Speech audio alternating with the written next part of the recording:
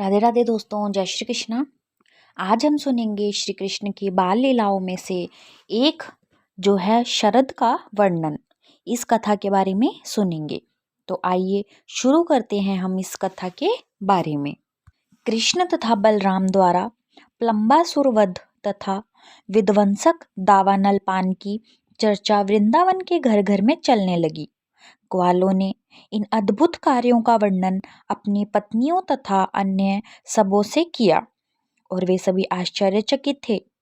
वे इस निष्कर्ष पर पहुंचे कि कृष्ण तथा बलराम देवता थे जो कृपा करके उनके बालक बनकर वृंदावन में आए थे।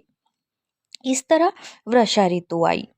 भारतवर्ष में ग्रीष्म के भीषण गर्मी के बाद वर्षा ऋतु का आगमन अत्यंत सुहावना लगता है। आकाश में बादल घिरकर सूर्य तथा चंद्रमा को ढकते रहते हैं जो लोगों को अत्यंत चिंताकर्षक लगते हैं और प्रतिक्षण वर्षा की आशा रहती है।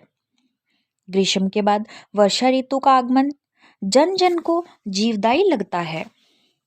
घन गर्जन तथा बीच बीच में बिजली की चमक लोगों को पुलकित करती रहती है। वर्षा ऋतु के लक्षणों की तुलना जीवों से की जा सकती है जो प्रकृति के 3 गुणों से आवर्त होते हैं। अनंत आकाश मानो पर ब्रह्मा हो और शुद्र जीव मानो बादलों से घिरा आकाश हो अथवा तीनों गुणों से आवर्त ब्रह्मा हो। मूलतः प्रत्येक जीव ब्रह्मा का अंश है, पर ब्रह्मा या अनंत आकाश कभी भी बादल से आच्छादित नहीं रह सकता। हाँ, उसका एक अंश आच्छन्न हो सकता है, जैसा कि भगवत में कहा गया है। जीव श्री भगवान के अंश रूप हैं, किंतु वे परमेश्वर के एक नगण्य अंश होते हैं। यह अंश प्रकृति के तीनों गुणों द्वारा प्रच्छन्न रहता है और इसी कारण जीवात्माएं भौतिक जगत में वास करती हैं। ब्रह्म ज्योति सूर्य प्रकाश की भांति है। जिस प्रकार सूर्य प्रकाश से सूक्ष्म चमकीले कण रहते हैं, उसी प्रकार ब्रह्म ज्योति भगवान के सूक्ष्म अंशों से भरी रहती है। परमेश्वर के इसी सूक्ष्म अंश के असीम विस्तार में से कुछ जीव प्रकृति के प्रभाव से प्रच्छन्न रहते हैं और कुछ उसमें से मुक्त रहते हैं। पृथ्वी से सूर्य प्रकाश द्वारा जो जल खींचता है वही बादल बन जाता है। सूर्य निरंतर 8 मास तक पृथ्वी की सतह से सभी प्रकार के जल को भाप में परिणत करता रहता है और यही जल बादलों के रूप में एकत्र होता जाता है जो आवश्यकताओं के समय वर्षा जल के रूप में वितरित होता है। इसी प्रकार नागरिकों से आयकर बिक्री कर संग्रह करती है जो अपने विभिन्न कार्यकलापों तथा कृषि व्यापार तथा उद्योग आदि द्वारा धन दे सकते हैं। इसी तरह सरकार आयकर तथा बिक्री कर के रूप में कर लगाती है। इसकी तुलना सूर्य द्वारा पृथ्वी से जल निष्कासन से की गई है। जब पृथ्वी की सतह पर पुनः जल की आवश्यकता पड़ती है तो वही सूर्य जल को बादल में बदलकर उस जल को सारे विश्व में वितरित करता है। इसी तरह सरकार द्वारा संचित कर पुनः लोगों में शैक्षिक कार्य, जन कार्य, सफाई के कार्य आदि के लिए वितरित हो जाना चाहिए। अच्छी सरकार के लिए यह अत्यंत आवश्यक है। सरकार को मनमाना व्यय करने के लिए कर संग्रह नहीं करना चाहिए, अपितु संचित कर उपयोग राज्य के जन कल्याण कार्यों में किया जाना चाहिए। वर्षा ऋतु में समूचे देश में तेज हवाएं चलती है जो बादलों को एक स्थान से दूसरे स्थान तक ले जाकर जरूरतमंद जीवों में जल वितरण कराने के लिए वर्षा कराती है। ग्रीष्म ऋतु के बाद जल की नितांत आवश्यकता होती है, अतः ये बादल उस धनी व्यक्ति के समान है जो आवश्यकता पड़ने पर अपना पूरा कोष लुटा देता है। इसी तरह ये बादल पूरे विश्व में जल वितरित करके अपने को रिक्त कर देते हैं। जब भगवान रामचंद्र के पिता महाराज दशरथ अपने शत्रुओं से लड़ते थे तो कहा जाता है कि वे उस किसान की तरह उनके पास पहुंचते थे जो खेत में उगे अनावश्यक पेड़ पौधों को समूल नष्ट कर देता है। और जब दान देने का अवसर आता था तो वह उसी प्रकार धन वितरित करते थे जिस प्रकार बादल जल बरसाते हैं। बादलों द्वारा वर्षा जल का वितरण इतनी प्रचुर मात्रा में होता है कि इसकी उपमा अत्यंत उदार धनी पुरुष द्वारा धन वितरण से की जाती है। बादलों से इतनी वर्षा होती है कि यहाँ जल की आवश्यकता नहीं होती तथा चट्टानों, पर्वतों तथा समुद्रों में वहाँ भी प्रचुर जल बरसता है। ये बादल उस दानी पुरुष जैसे हैं जो पात्र कुपात्र का विचार किए बिना ही दान के लिए अपना कोष खोल देता है। वह मुक्त हस्त दान देता है। वर्षा के पूर्व संपूर्ण धरातल विभिन्न प्रकार की शक्तियों से लगभग क्षीण हो जाता है और अत्यंत अत्यंत कृश प्रतीत होता है। किंतु वर्षा के बाद पूरा धरातल वनस्पति से हरा भरा होकर अत्यंत स्वस्थ तथा बलिष्ठ प्रतीत होने लगता है। यहाँ पर उस व्यक्ति से तुलना की गई है जो अपनी भौतिक इच्छा की पूर्ति के लिए तपस्या करता है। वर्षा के बाद पृथ्वी का हरा भरा होना भौतिक इच्छाओं की पूर्ति के समान है। कभी कभी जब देश में अवांछित सरकार का शासन होता है तो लोग सरकार को वश में करने के लिए कठिन तपस्या करते हैं और शासन संभाल लेने पर वे मोटे मोटे वेतन लेकर समृद्ध बन जाते हैं। यह क्षणिक लाभ वर्षा ऋतु में पृथ्वी के हरे भरे हो जाने के समान है। वस्तुतः आध्यात्मिक सुख प्राप्त करने के उद्देश्य से ही कठिन तपस्या की जानी चाहिए। श्रीमद् भागवत में स्तुति की गई है कि परमेश्वर के साक्षात्कार के लिए ही तपस्या करनी चाहिए। भक्ति में तपस्या करते हुए मनुष्य आध्यात्मिक जीवन की पुनः प्राप्ति कर सकता है और उसके बाद उस असीम आध्यात्मिक आनंद की प्राप्ति होती है। किंतु यदि कोई भौतिक लाभ को दृष्टि में रख का कठिन तपस्या करता है तो भागवत के अनुसार इसके परिणाम क्षणिक होते हैं और केवल अल्पज्ञ की ऐसी इच्छा करते हैं। वर्षा ऋतु में संध्या समय वृक्षों की चोटी पर इधर उधर अनेक जुगनू दिखते हैं जो दीपों की भांति टिमटिमाते हैं, किंतु आकाश के ज्योतिष तथा सूर्य तथा चंद्रमा नहीं दिखते। इसी प्रकार इस कलयुग में नास्तिक या दुष्ट लोग सर्वत्र दिखते हैं, किंतु वास्तविक आध्यात्मिक उत्थान के लिए वैदिक नियमों का पालन करने वाले लोगों का अभाव हो जाता है। इस कलयुग की तुलना जीवों की मेघाच्छादित ऋतु से की गई है। इस युग में वास्तविक ज्ञान तो सभ्यता की भौतिक उन्नति के द्वारा आच्छादित रहता है।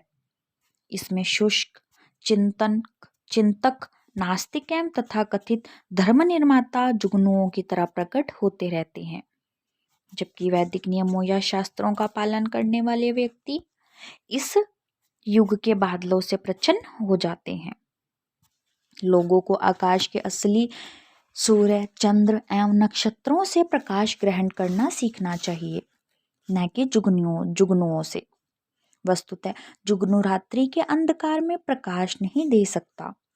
जिस प्रकार वर्षा ऋतु में कभी कभी सूर्य, चंद्र तथा तारे दिख जाते हैं, उसी प्रकार इस कलयुग के भी कुछ लाभ हैं। यथा इसमें भगवान चैतन्य का वैदिक आंदोलन अर्थात हरे कृष्ण मंत्र का वितरण सुनाई पड़ जाता है। जो लोग वास्तविक प्रकाश की खोज में हैं, उन्हें शुष्क चिंतकों एवं नास्तिकों के प्रकाश की बाट न जोहकर इस आंदोलन का लाभ उठाना चाहिए। पहली वर्षा के बाद जब बादलों की गर्जना सुनाई पड़ती है तो सभी मेंढक टर टर करने लगते हैं, मानो विद्यार्थी अपने अध्ययन के समय अचानक बोलकर पढ़ने लग जाए। विद्यार्थियों को सामान्य रूप से प्रातःकाल जल्दी उठना होता है। वे प्राय अपने आप न जगकर मंदिर में या सांस्कृतिक शाला में घंटी बजने पर जगते हैं। अपनी गुरु की आज्ञा पाकर वे तुरंत उठते हैं और प्रातःकालीन कार्य समाप्त करके वे वेदों का अध्ययन या वैदिक मंत्रों का पाठ करने के लिए बैठ जाते हैं। कलयुग में प्रत्येक व्यक्ति अंधकार रात्रि में सोता रहता है। किंतु जब कोई महान आचार्य आता हो तो उसकी पुकार मात्र पर वास्तविक ज्ञान प्राप्त करने के लिए वेदाध्ययन में जुट जाता है। वर्षा ऋतु में अनेक ताल तैल्य नदी नद जल से भर जाते हैं, अन्यथा वर्ष भर वे सूखे रहते हैं। इसी प्रकार भौतिकतावादी पुरुष शुष्क नीरस होते हैं, किंतु कभी कभी जब वे तथाकथित ऐश्वर्यशाली स्थिति में होते हैं, उनके घर बार बार संतान तथा बैंक पूंजी होती है, तो वे सवृद्धि करते प्रतीत होते हैं, किंतु शीघ्र ही नदी नद की भांति पुनः सूख जाते हैं। महाकवि विद्यापति ने कहा है कि मित्र, परिवार, संतान, पत्नी आदि के समाज में निश्चय ही कुछ न कुछ आनंद है, किंतु यह मरुस्थल में जल की एक बूंद के समान है। हर व्यक्ति सुख के पीछे उसी तरह दौड़ रहा है जिस तरह मरुस्थल में वह जल के लिए भागता है। यदि मरुस्थल में जल की एक बूंद हो तो नाम के लिए तो वह जल कहा जाता है, किंतु उस जल की बूंद का लाभ नगण्य होता है। हम अपने मरुस्थल जैसे भौतिकवादी जीवन में सुख के अथाह सागर की खोज में लगे रहते हैं, किंतु हम समाज, मित्र तथा सांसारिक प्यार के रूप में एक जल बिंदु से अधिक कुछ नहीं मिल पाता, कभी भी हमारी दृष्टि नहीं हो पाती। जिस प्रकार ग्रीष्म ऋतु में कभी ताल तैल्य नदी नद जल से नहीं भर पाते, वर्षा के कारण तृण वृक्ष तथा वनस्पतियां हरी भरी लगती है। कभी कभी तृण के ऊपर लाल रंग के कीड़े एकत्र हो जाते हैं, छाते जैसे कुकुरमुत्तों के साथ मिलकर हरा तथा लाल रंग ऐसा दृश्य उपस्थित करते हैं मानो कोई व्यक्ति अचानक धनवान बन गया हो। किसान अपने खेतों को शस्य से पूरित देखकर अत्यंत प्रसन्न होता है, किंतु पूंजीपति जो अलौकिक शक्ति के कार्यों से अपरिचित रहता है, अप्रसन्न होता है, क्योंकि वह अधिक उपज के कारण मंदी से भयभीत रहता है।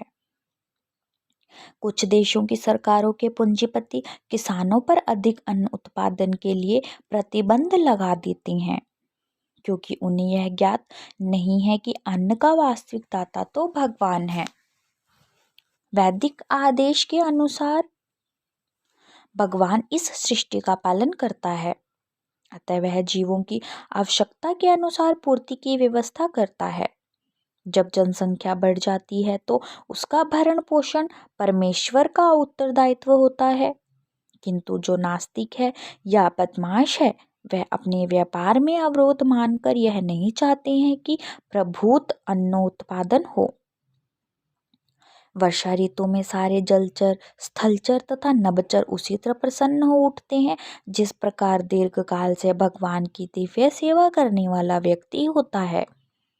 हमें अंतर्राष्ट्रीय कृष्ण भावनामृत संघ के विद्यार्थियों का व्यवहारिक अनुभव है। विद्यार्थी बनने के पूर्व वे अत्यंत मैले कुचैले लगते थे, यद्यपि उनका प्राकृतिक स्वरूप सुंदर था। कृष्ण चेतना विषयक ज्ञान न होने के कारण वे मलिन तथा दयनीय प्रतीत होते थे, किंतु जब से वे कृष्ण भावना भवित हुए हैं, उनका स्वास्थ्य सुधर गया है और विधि विधानों का पालन करने से उनके शारीरिक कांति बढ़ गई है। जब वे केसरिया रंग का वस्त्र धारण करके मस्तक पर तिलक लगाकर अपने हाथों तथा गर्दन में मालाएं पहन लेते हैं, तो वे इस तरह लगते हैं मानो सीधे बैकुंठ लोक से आए हों। वर्षा ऋतु में नदियां उमड़कर सागर की ओर भागती है तो ऐसा लगता है कि वे सागर को शुद्ध कर रही है। इसी प्रकार योगाभ्यास में प्रवृत्त व्यक्ति आदि आध्यात्मिक जीवन में अग्रसर नहीं होता तो उसे काम वासना शुद्ध कर सकती है, किंतु उच्च पर्वतों पर चाहे मूसलाधार वर्षा क्यों न हो, वे बदलते नहीं। उसी तरह कृष्ण भावना भावित व्यक्ति चाहे कितनी ही कठिनाई में क्यों न पड़ा हो, कभी चिंतित नहीं होता। क्योंकि जो व्यक्ति आध्यात्मिक रूप से अग्रसर होता है वह जीवन की किसी भी विषम परिस्थिति भी भगवान की कृपा मानता है और इस तरह वह वैकुंठ लोक जाने का भागीदार बन जाता है। वर्षा ऋतु में जिन लो मार्गों पर यातायात ज्यादा नहीं होता उनमें लंबी लंबी घासें उग आती है। यह वैसा ही है जिस प्रकार की वेदों के अध्ययन तथा संस्कारों से अन्न व्यस्त कोई ब्राह्मण माया रूपी घास से आवर्त हो जाए, ऐसी दशा में वह अपनी स्वाभाविक स्थिति भूल जाने से भगवान के प्रति अपने नित्य सेवक भाव को भी भूल जाता है। सभी तरह माया द्वारा उत्पन्न इस लंबी लंबी घास से विपत होकर मनुष्य अपने को माया रूप मानकर अपने आध्यात्मिक जीवन को भूल जाता है और मोह में बढ़ जाता है। वर्षा ऋतु में बिजली कभी इस बादल समूह में दिखती है तो दूसरे ही क्षण दूसरे बादलों में। यह दशा उस विषयी स्त्री की सी है जो अपने मन को किसी एक व्यक्ति पर स्थिर नहीं कर पाती। मेघों की तुलना योग्य व्यक्ति से की गई है क्योंकि वह पानी बरसाकर अनेक लोगों को जीवन दान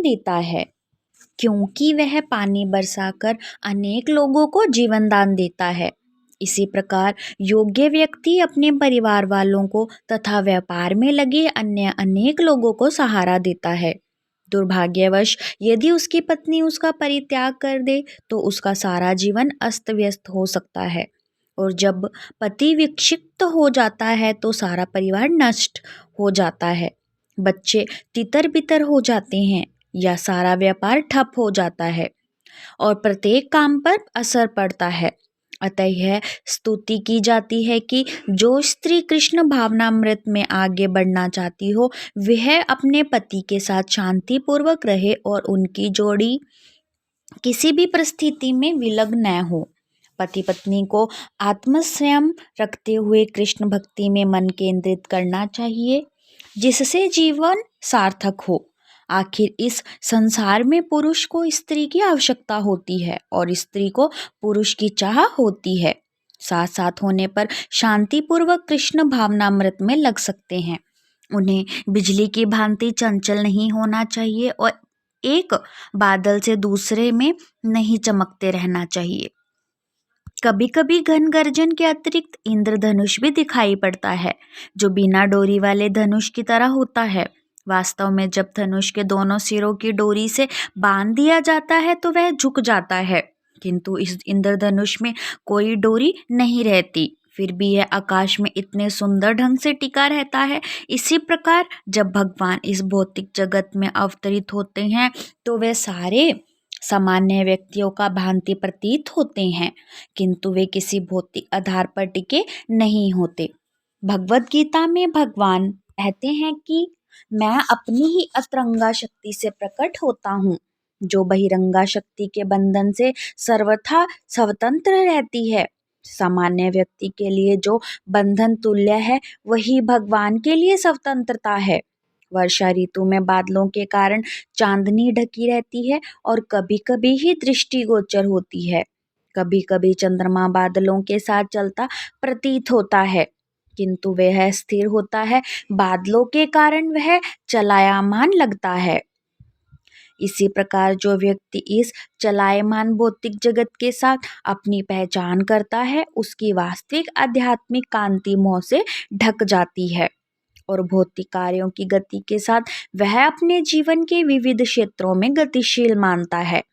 यह अहंकार के कारण जो आध्यात्मिक तथा भौतिक सत्ता के बीच विभाजक रेखा है, जिस प्रकार चलता हुआ बादल चांदनी तथा अंधकार के बीच की विभाजक रेखा होता है। वर्षा ऋतु में जब बादल पहली बार दिखते हैं तो मोर उन्हें देखकर आनंदित होकर नाच उठते हैं। मोरों की तुलना उन व्यक्तियों से की जा सकती है जो भौतिक जीवन से त्रस्त हैं और यदि उन्हें किसी भगवत भक्त का सानिध्य प्राप्त हो जाता है तो उनमें प्रकाश जग उठता है और उनका मन मयूर नाच उठता है। हमें इसके व्यवहारिक अनुभव है।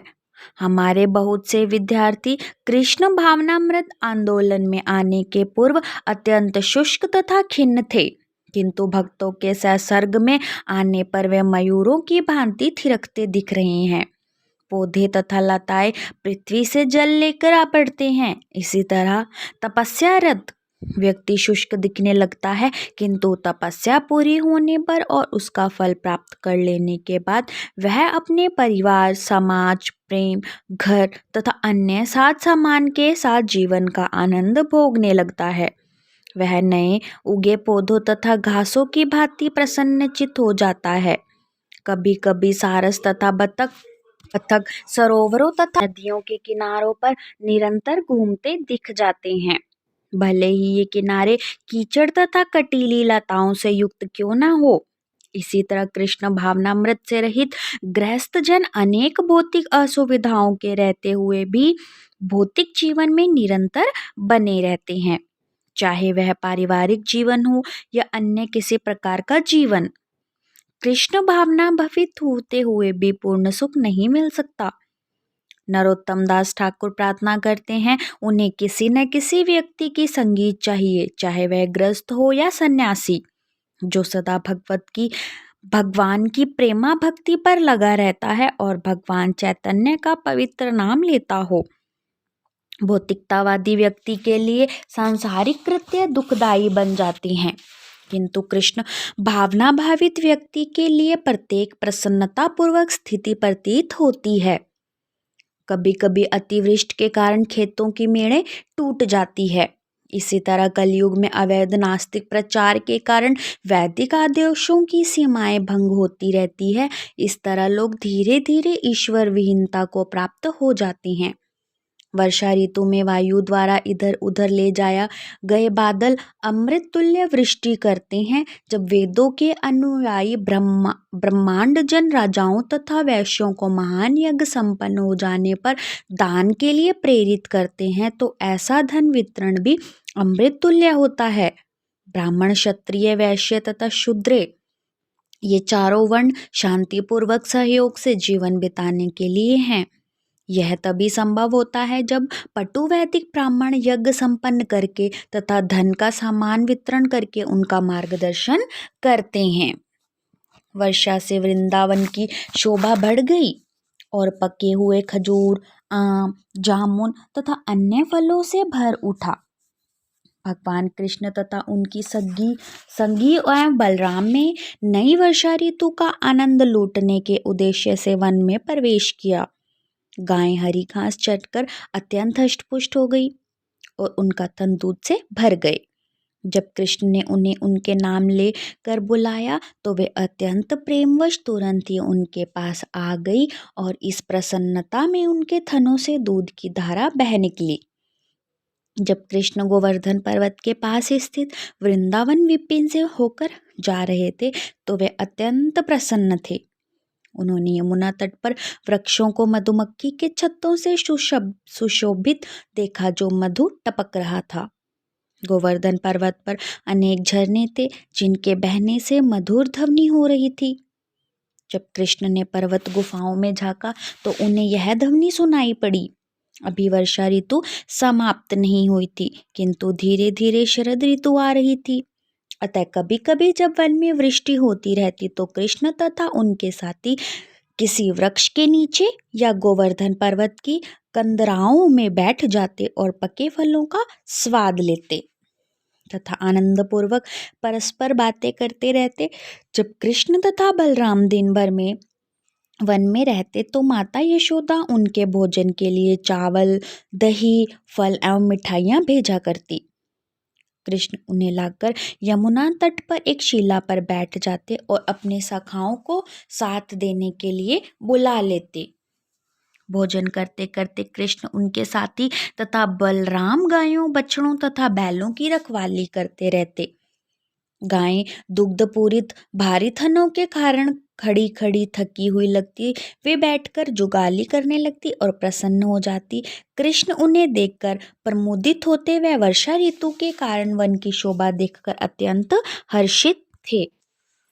यह उन्हीं की शक्ति माया का प्रदर्शन था। ऐसे अवसरों पर कृष्ण वर्षाकालीन प्रकृति के विशिष्ट कार्यकलापों की प्रशंसा करते थे। भगवत गीता में कहा गया है कि भौतिक शक्ति या प्रकृति अपने कार्यों के लिए स्वतंत्र नहीं है, वह कृष्ण के अधीन कार्य करती है। ब्रह्मा संहिता में इसके भी पुष्टि की गई है, जो यह कहती है कि दुर्गा नाम से विख्यात भौतिक प्रकृति कृष्ण के छाया रूप में कार्य करती है। कृष्ण जो भी आदेश देते हैं, प्रकृति उसका पालन करती है। अतः यह प्राकृतिक सौंदर्य कृष्ण के संकेतों पर ही वर्षा ऋतु द्वारा उत्पन्न किया गया है।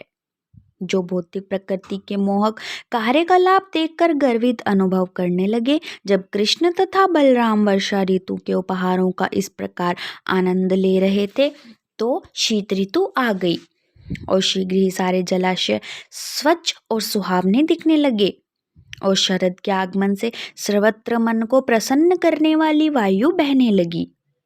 आकाश से सारे बादल साफ हो गए और आकाश अपने स्वाभाविक नीले रंग का हो गया। वन में स्वच्छ जल में खिले कमल के फूल उस योग भ्रष्ट व्यक्ति की तरह प्रतीत हो रहे थे, जो योगाभ्यास के पतित हो गया हो, किंतु आध्यात्मिक जीवन प्राप्त करने हो जाने पर फिर से सुंदर बन गया हो। शरद ऋतु का आगमन होते ही सारी वस्तुएं स्वाभाविक रूप से सुंदर लगने लगती है। इसी तरह जब कोई भौतिकतावादी व्यक्ति कृष्ण भावनामृत अंगीकार करता है, तो वह शरदकालीन आकाश तथा जल की भांति निर्मल हो जाता है। शरद ऋतु में शाम मेघों का उमड़ना रुक जाता है और जल दूषित नहीं रहता। स्थल का गंदा वातावरण समाप्त हो जाता है।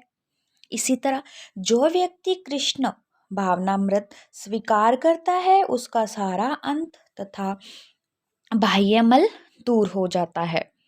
अतः कृष्ण हरि कहलाते हैं। हरि का अर्थ है हरण करने वाला। जो भी कृष्ण भावनामृत अपनाता है, कृष्ण उसकी सारी गंदी आदतें हर लेते हैं। शरदकालीन बादल श्वेत होते हैं क्योंकि उनमें पानी नहीं रहता।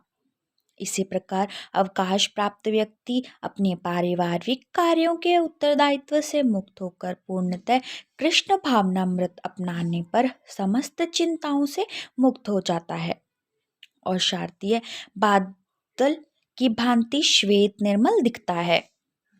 शरद ऋतु में कभी कभी झरने पर्वत की चोटी से नीचे आकर स्वच्छ जल प्रदान करते हैं, तो वे भी अवरुद्ध हो जाती हैं। इसी प्रकार कभी कभी साधु पुरुष विमल ज्ञान का वितरण करते हैं, तो कभी वे मौन हो जाते हैं। छोटे छोटे पोखर जो वर्षा ऋतु के कारण जल से भर गए थे, धीरे धीरे शरद ऋतु में सूखने लगते हैं। इन जलाशयों में रहने वाले छोटे छोटे जलचर प्राणी यह नहीं जान पाते कि दिन अनुदिन इन जलाशयों की संख्या घटती जा रही है। जिस प्रकार की भौतिकता में निमग्न व्यक्ति यह नहीं समझ पाते कि उनकी आयु दिन प्रतिदिन क्षीण होती जा रही है, ऐसे लोग गाय, धन, संतान, स्त्री, समाज तथा मित्रता बनाए रखने में लगे रहते हैं। शरद ऋतु में जल घटने तथा प्रखर आताप से इन जलाशयों में रहने वाले छोटे छोटे प्राणी अत्यधिक विचलित हो उठती हैं। ये उन विवश व्यक्तियों के तुल्य हैं जो न तो जीवन का आनंद भोग पाने अथवा न ही पारिवारिक सदस्यों का भरण कर पाने के कारण सदा दुखी रहते हैं। धीरे धीरे पंकिल धरती सूख जाती है और नवाकुरित वनस्पतियां मुरझाने लगती है। इसी प्रकार जो व्यक्ति कृष्ण भावनामृत स्वीकार करता है, उसकी पारिवारिक सुख भोग की लालसा धीरे धीरे समाप्त होती जाती है।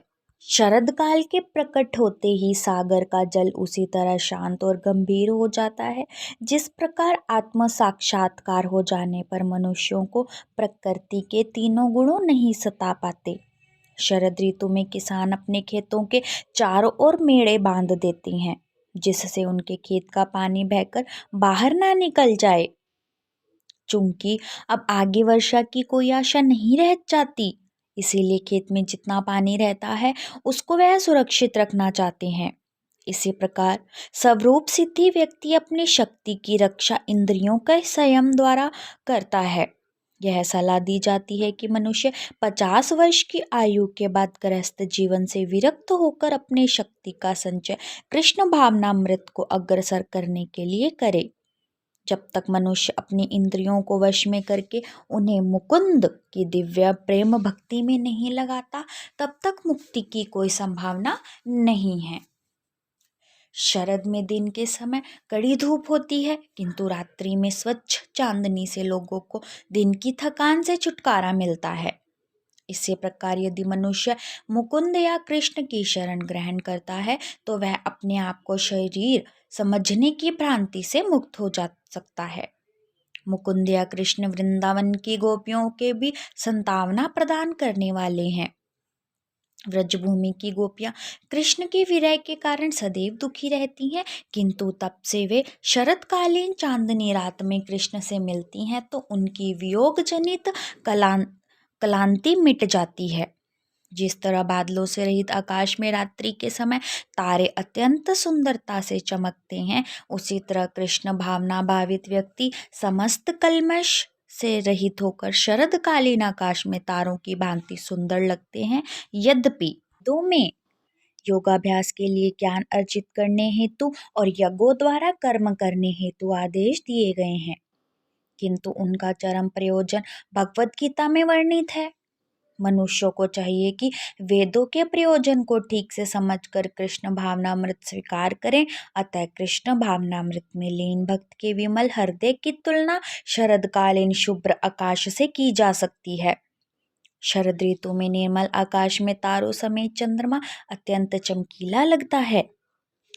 कृष्ण भगवान स्वयं यदुवंश के आकाश में प्रकट हुए। वे यदुवंशियों से घिरकर तारों से घिरे चंद्रमा के समान प्रतीत हो रहे थे। जब उद्यान में अनेक फूल खिल रहे थे तो ग्रीष्म तथा वर्षा ऋतु से त्रस्त पुरुष को ताजी सुगंधित वायु अत्यंत सुखद लगती है। दुर्भाग्यवश गोपियों की ऐसी वायु से कोई लाभ नहीं मिल सका, क्योंकि वे अपना हृदय कृष्ण को अर्पित कर चुकी थी। सामान्य लोगों को शरदकालीन उत्तम मंद समीर भले ही आनंदप्रद लगा हो, किंतु गोपियां कृष्ण के आलिंगन बिना प्रसन्न न थी। शरद ऋतु आने पर सारी गौवें, हिरन, पक्षी तथा अन्य मादाएं गर्भ धारण करती हैं, क्योंकि इस ऋतु में सारे नर कामाभिभूत हो उठते हैं।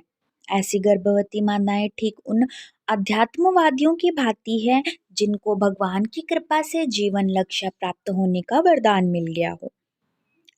गोस्वामी ने अपने उपदेशामृत में उपदेश दिया है कि मनुष्यों को चाहिए कि अत्यंत उत्साह, धैर्य तथा संकल्प के साथ भक्ति का पालन करें, विधि विधानों को माने, भौतिक कल्मश से अपनों को दूर रखें और भक्तों के सानिध्य में रहें।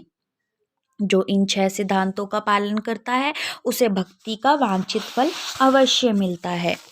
जो मनुष्य धैर्य पूर्वक भक्ति के अनुष्ठानों का पालन करता है उसे समय आने पर उसी प्रकार फल प्राप्त होगा, जिस प्रकार पत्नियों को गर्भ धारण करने पर संतान सुख मिलता है।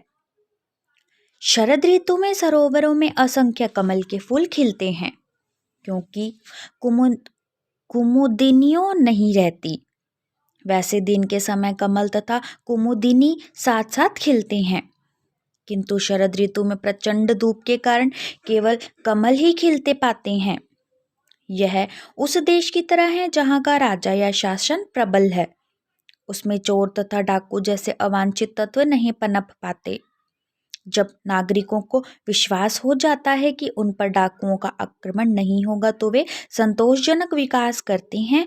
प्रबल शासन की तुलना शरदकालीन प्रचंड रूप से की गई है।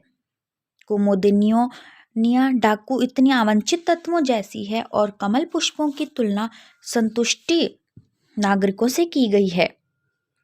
शरद ऋतु में खेत पके अन्न से भर आते हैं। लोग फसलों से अत्यंत प्रमोदित हो उठते हैं और अनेक प्रकार के उत्सव मनाते हैं। यथा नवरात्र या भगवान को नवीन अन्न की भेंट करना। नया अन्न सर्वप्रथम विविध मंदिरों में अर्चा विग्रहों को भेंट चढ़ाया जाता है और सबों को इस नए अन्न से बनी खीर के खाने के लिए न्योता जाता है। इसके अतिरिक्त अन्य धार्मिक उत्सव तथा पूजा विधियां हैं, जिनमें से विशेष रूप से बंगाल में दुर्गा पूजा नामक सबसे बड़ा उत्सव मनाया जाता है।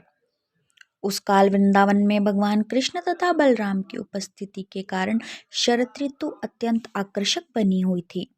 व्यापारिक समुदाय, राजसीय वर्ग तथा ऋषि सभी वांछित वर प्राप्त करने के लिए इधर उधर जाने के लिए स्वतंत्र थे। इसी प्रकार भौतिक शरीर के बंधन से मुक्त होकर अध्यात्मवादी भी मनवांछित फल प्राप्त करते हैं। वर्षा ऋतु में व्यापारी वर्ग एक स्थान से दूसरे स्थान को नहीं जा सकता, अतः उसे वांछित फल नहीं मिल सकता। इसी प्रकार राजसीय वर्ग लोगों से भी कर संग्रह करने के उद्देश्य से इधर उधर नहीं जा सकता। यहाँ तक कि साधु पुरुष भी, जिन्हें दिव्य ज्ञान का उपदेश देने के लिए विचरण करना पड़ता है, वर्षा ऋतु में वैसा नहीं कर पाते। किंतु शरद ऋतु में सभी लोग अपना अपना बसेरा छोड़ने लगते हैं और एक अध्यात्मवादी, चाहे वह ज्ञानी हो या योगी या भक्त, शरीर होने से हो या आध्यात्मिक उपलब्धि का भोग नहीं कर सकता, किंतु शरीर त्याग करते ही या मृत्यु के पश्चात ज्ञानी परमेश्वर के तेज में लीन हो जाता है। योगी उच्च लोगों को चला जाता है और भक्त भगवान के लोक, गोलोक, वृंदावन या बैकुंठ लोक को जाता है, जहाँ पे वे शाश्वत आध्यात्मिक जीवन भोगता है। और इसी के साथ हमारी ये कथा पूर्ण हुई। और आप लोगों को हमारी ये कथा कैसी लगी, आप लोग हमें कमेंट करके ज़रूर बताएं। और आगे कथा सुनने के लिए हमारे चैनल को सब्सक्राइब करें, लाइक करें और ज़्यादा से ज़्यादा शेयर करें। राधे राधे।